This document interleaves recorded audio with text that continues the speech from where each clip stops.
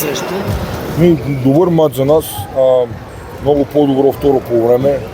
От дефенсивен план много по-добре играхме през второто полувреме. Доволен съм. Защитата, която направихме срещу техните двама най-добри играчи, двамата млади българи, Калинов и Герганов. Защитата е добра.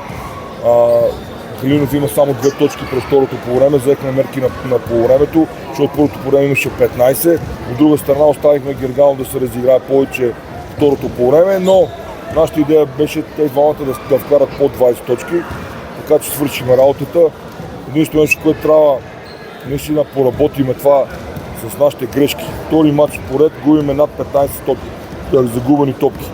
Общо ни прави 31 загубени топки за 2 матча. Ако искаме да играем по-добре срещу другите отбори, трябва това да го коригираме, защото днес имаше страшно прибързани пасове, които трябва да стигнат долу под коша на високите, те не стигаха поради една или друга причина. Това трябва да работим и да го оправим, защото нямаме право да правим тези грешки. Но като цяло през цялото време водехме, през целия матч 40 минути сме водили, така че победата е заслужена за нашия отбор. Доволен съм, продължаваме напред и мислиме за следващия матч.